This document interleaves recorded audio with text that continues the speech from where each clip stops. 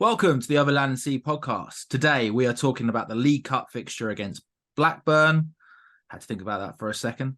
Andrew, talk to me about your thoughts again going in against Blackburn. I know we normally start with the performance, but I would like to ask you about the team selection, considering your comments in the last episode regarding it's basically a Mickey Mouse Cup. You don't give a shit. And the team that you put out versus the team that was selected by Poch. Yeah, Poch is obviously taking this competition a lot more seriously than I am. Fucking hope so, to be honest. Do you know what I mean? That's one way of doing it. Obviously, there were a few players. It was good to see Badashil back. That was really it, wasn't it? I mean, actually, it was just Badashil coming back. There wasn't Reece James. Big Les. And Reece James got a start and came off rather than... I mean, to be fair, Reece James has been doing that for the last few games, though, I think. So... But anyway, yeah, nice to see Badashil back. Would I have liked to see some more youngsters? Yes. Would I have liked to see the ones that came on get a bit longer? Yes. Is that a luxury that potentially we can't afford? Potentially. So 2-0 win. Happy with a 2-0 win. Not Probably should have got more, if we're brutally honest. Probably should have more, but also could have conceded a few as well. Oh, there are a few long balls over the top that just look far too easy that they ran through on, and was surprised they didn't do better with. They had some good chances. And they're not chances we can give away against Tottenham and expect to not concede. Yeah, no, I agree with that one. Going back to the team selection, why do you think Poch has done this? A, do you think it's a case of, going for a cup? Mourinho always used to go for, always used to say he would target the first trophy. And actually the League Cup was the first trophy he won for the club. Do you think it's to do with the players just having a bit more time to gel together and putting out the strongest 11? C, both, or D, something else? Probably C. I think it probably is a bit of both. If I were the Chelsea manager, I probably would try and win a trophy rather than give the kids a chance. Your job's always hanging in the balance as Chelsea boss. So I could understand if he desperately wanted to win a cup. Also, doesn't hurt to get that winning feeling in the club that Mourinho liked to do and sort of portray we are winners when we win things. And also, yes, you're right. The form has been incredibly patchy. So giving players a bit more time to gel and minutes together isn't a bad thing. I think my main concern was injuries with the fixture list we've got coming up and how rarely we seem to get through a game without someone picking up a knock or getting an injury. At the minute, there was one where I just didn't want us to. It wasn't worth us getting an injury. On that, there was a couple of hefty challenges on Enzo at one point. I got really worried. I mean, he literally went head over heels at one point, and I got really worried. And there's another challenge on him where he actually did yelp quite loudly, which we heard on the TV. But yeah, literally, no one's got injured. No one's come off with a slight bump. It's a good sign there. And you're right, Badashil coming back was incredible. I thought he had a solid performance. Even if you take the goal out of the equation, I thought he was one of the best players on the pitch. What did you think? I think when we don't have him, we miss his presence. I think of all the centre-backs that we've got, he is the one that you kind of back to win a header. The rest of them are relatively good in the air, but they're not anywhere near as big as him or as tall as him anyway. So I do think he's a unit as well, isn't he? He's a unit. He's big lad. Yeah, and he's not bad on the ball either. He's got good long range passing. So I don't think we lose much, if anything, with that. Maybe, except for Levi Colwill, who I think is just a step above everyone else with his long range passing, that plays centre back anyway. So it was great to see him back as a big option. we've looked a bit suspect at corners and set pieces defensively recently, and I think having him in there as the one that's doing the zone in the middle could help us quite a lot defensively, but also going forward gives us an extra threat in the box because we're not the biggest team in the world. No, we're not. So talk to me about the performance then. I think it was all right. It's a difficult one because I think we weren't that great. I think I've seen us play better this season and get a worse result. Which I actually didn't get that impression, but carry on. Which is weird. I mean, maybe that's me taking into account how bad the opposition are supposed to be, obviously with them in the championship. But well, they're also 12th in the championship. It's not like they are at the moment a team that looks like they could get promoted either. You know, so it's a hard game to judge for that reason. Yeah. In the sense of you going, well, we should be winning. So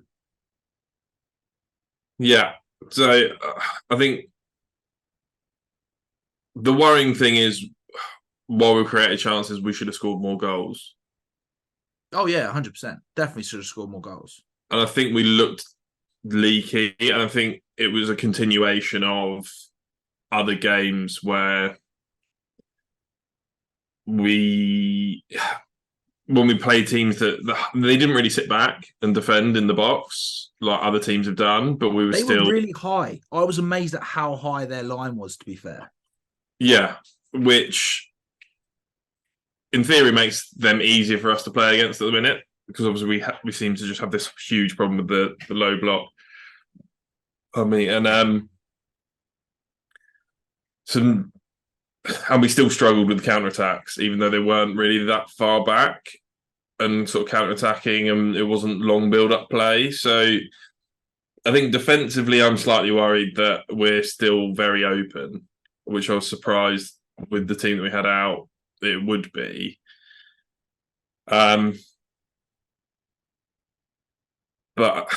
still Nicholas Jackson looked isolated, couldn't really get into the game much, and then when he does get the odd opportunity, it just doesn't have the confidence because he's not really in the game. Do you think it is just confidence, or do you think it's also ability?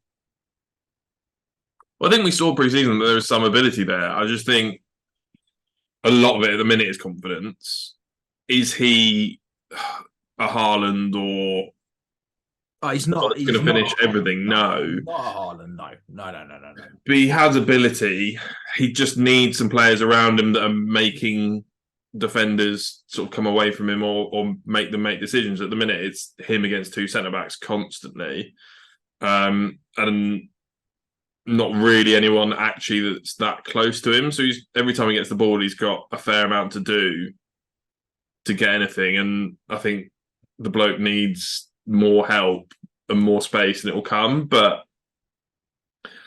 he just doesn't really get the ball in any space or with some support that he can play off very often. And when he does, he has looked good, but just hasn't been getting the goals because it hasn't been happening often enough that he gets enough chances and he gets that confidence. For me, he's had more chances than anybody else. For me, I don't know how to word this. I don't think he's a poacher.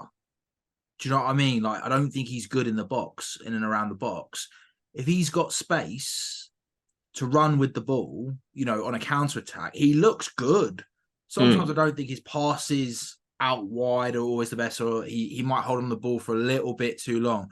But if he's got space and he's with the ball, or if he's running from deep in support, he's looking really, really good.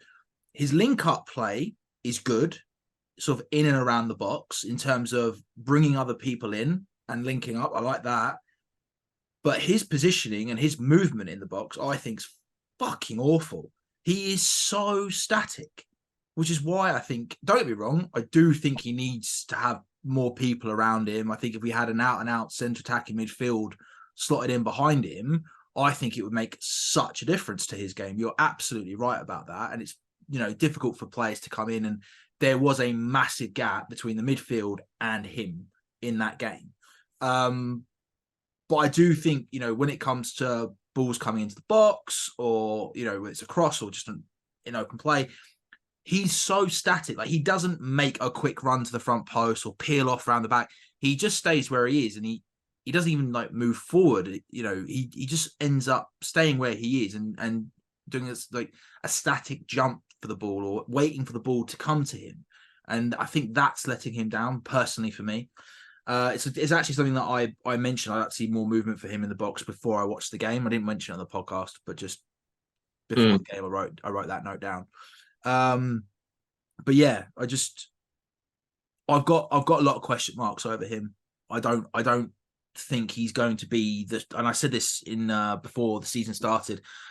I don't think he's going to be the striker that's going to get us to where we need us to be. Getting us into the Champions League and stuff. Not yet. I mean, let's face it, we've had strikers before that have been worse. We've had strikers that have had similar seasons and then the next season they've done better. But yeah, I mean, Drogba was useless this first season.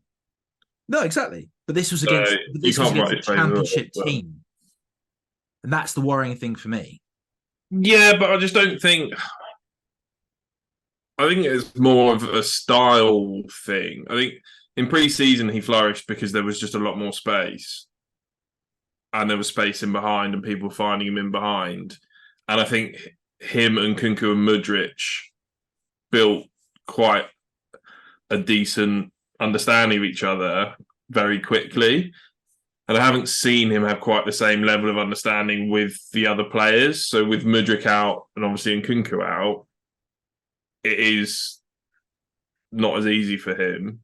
And that might be factoring in terms of second-guessing runs and second-guessing things because people aren't finding him. So maybe he thinks, oh, maybe if I stand still, they'll be able to find me. But most weeks there's 7 or 8 players in the box and he's got to do something to get in space, but then Cole Palmer's got to find him, or Conor Gallagher, whoever it is, needs to find him. And it's not necessarily the easiest job in the world.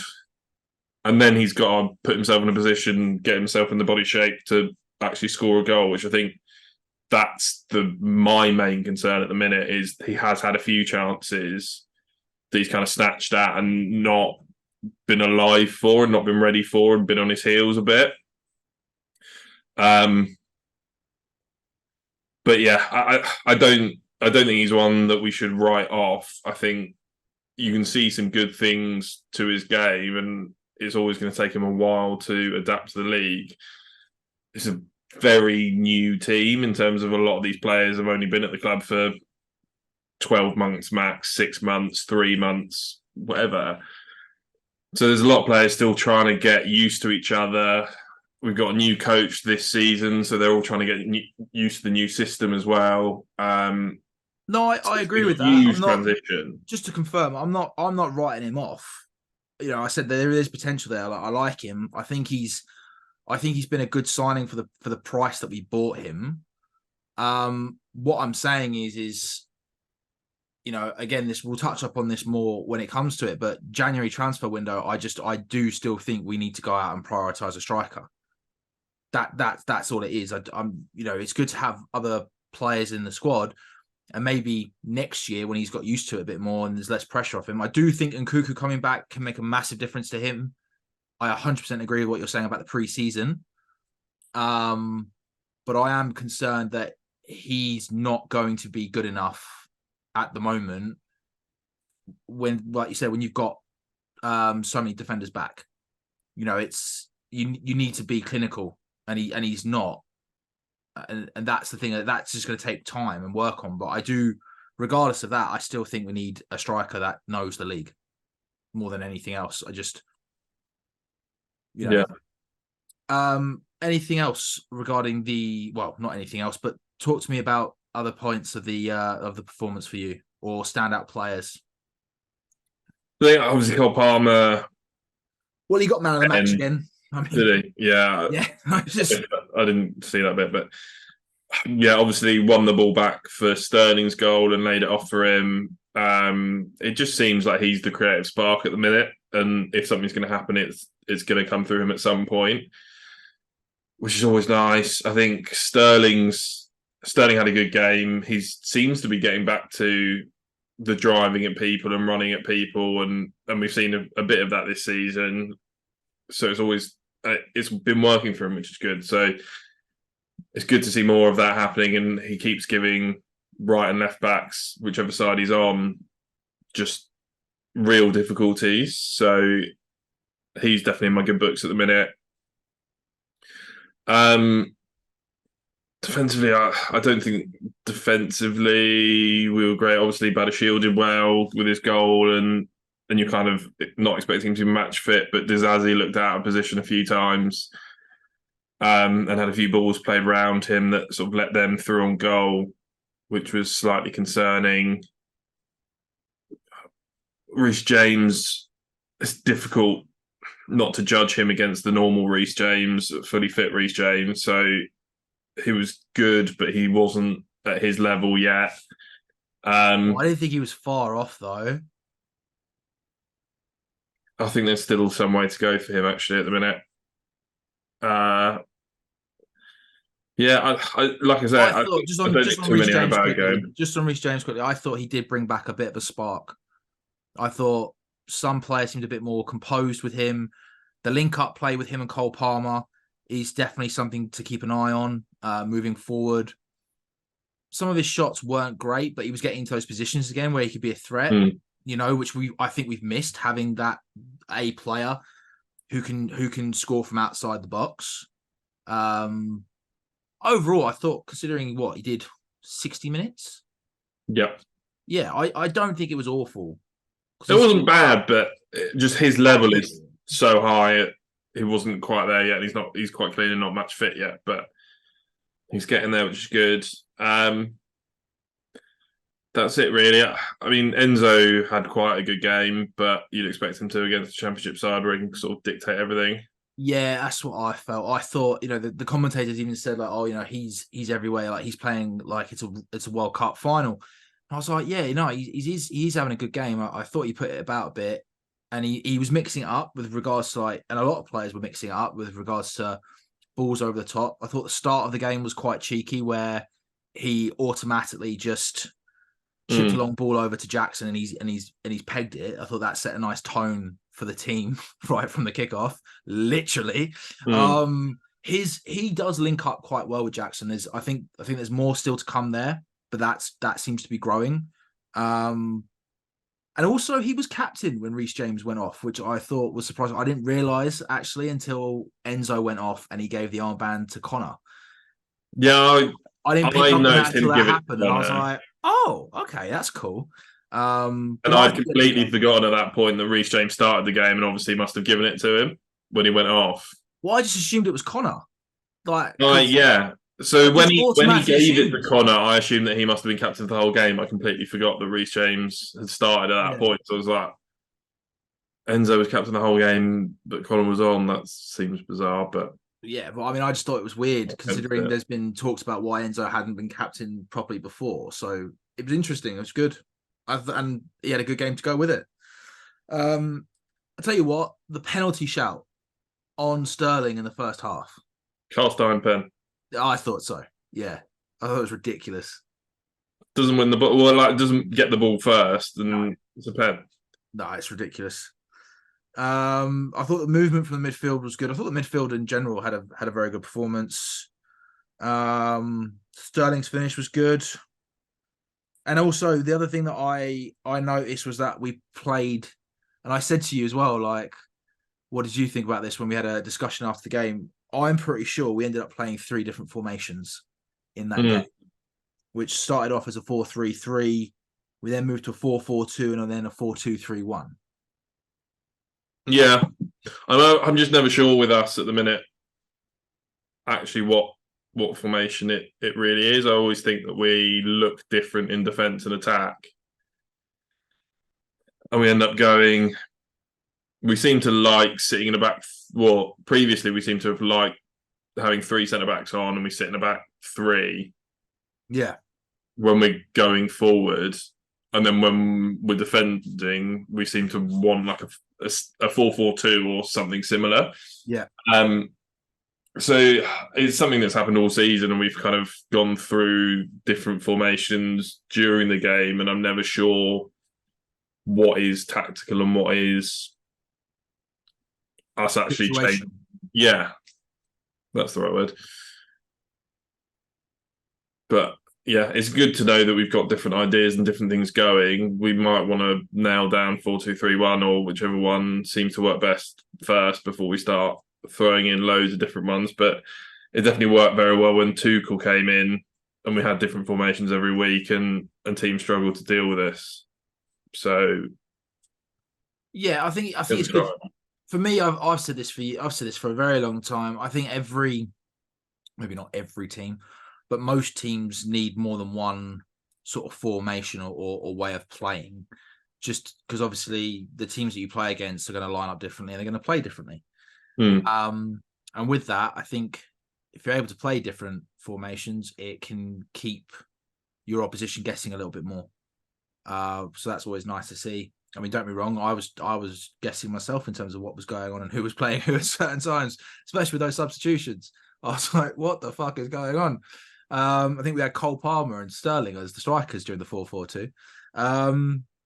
So yeah, who was, dare I ask, because I think I know the answer, who was your man of the match? Cole Palmer. Fair. I think for me. It just feels like he's our main man at the minute. Everything goes through him.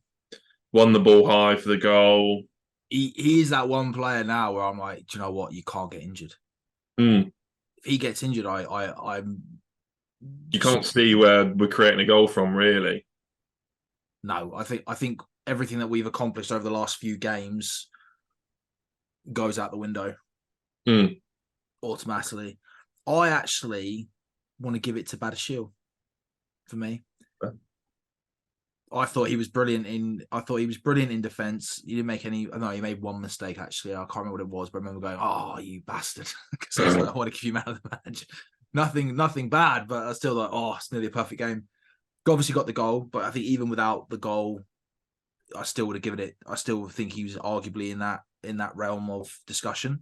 And he's a menace in the opposition box as well. Like he really puts himself about. And creates problems, which is what I'd like to see Jackson try and do more. Because I was keeping an eye on Jackson at the same time, and he's just static. Doesn't do anything.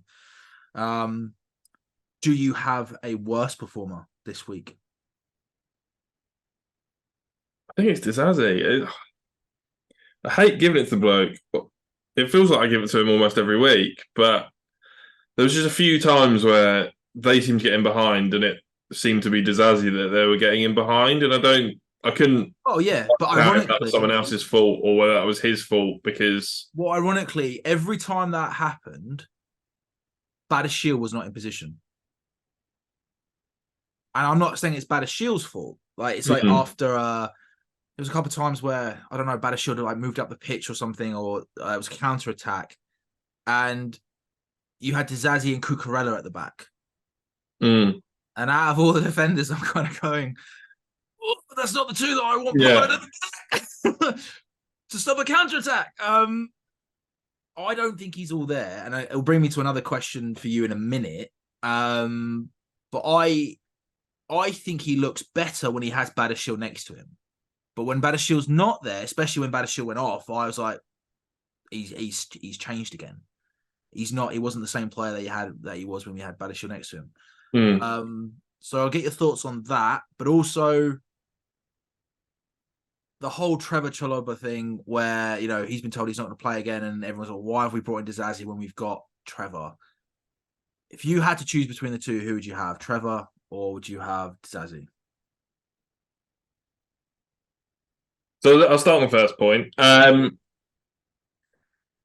Yes, I think Disazzi definitely does play better with Badiashile, but they played together for a number of years at Monaco or at least a fair amount of time. So I think that will give him additional comfort being with someone next to someone that he knows where they are, what they're doing and how they generally play, which he basically has been thrown into this team at the minute where we got an injury to Trevor and we had injuries to Fofana, Badashiel, etc.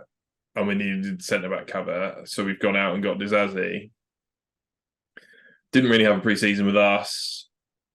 And Well, he didn't. He didn't have a pre-season. He didn't play in the pre-season.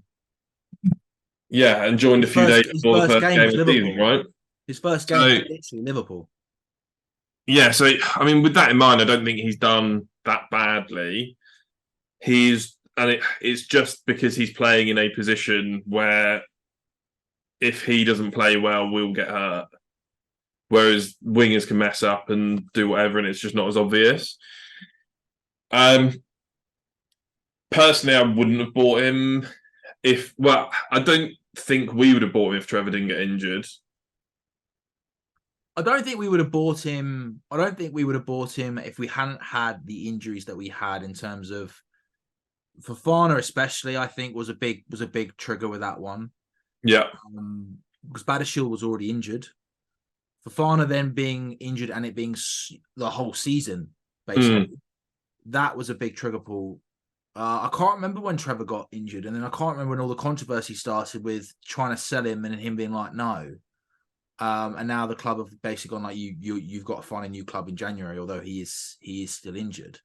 I can't remember whether he got injured first or not, but yeah, I think they always wanted to get rid of Trevor. Truth be told, sorry to cut you off. I think they always want to get rid of Trevor because of the financial fair play, youth academy player, and it's just money straight into the bank for that. I honestly think that was a big part of it. But then why they went out and bought another player for 30-something million, I don't know. Yeah, it probably is a part of that, and I think they've probably been getting rid of the ones that they don't see in the starting 11, going, well, if they're not better than other players that we can get in, we can get all this money up front and then spread the rest of the costs. But that brings me back to my question: do you think that problem? He's better than Trevor? Not enough. So I think I'd have Trevor in there, hands down. I actually think he's got a really good defensive record for us. There was a statistic at one point about, was it we hadn't lost a game when he played for us, or we didn't concede a game when he played for us? I can't remember. But I've always liked him. I've always thought he's quite a good player, quite a good squad player. Yeah. So I definitely, given the choice, would have kept Trevor, bearing in mind that I think we've bought Fofana in to be first choice effectively. I don't think you spend 80 million on a centre back to not be first choice. We've bought in Badashiel and we've got Levi Colwill on the other side. I don't think we want to play three centre backs. So whoever you bring in, I think at that point is a backup.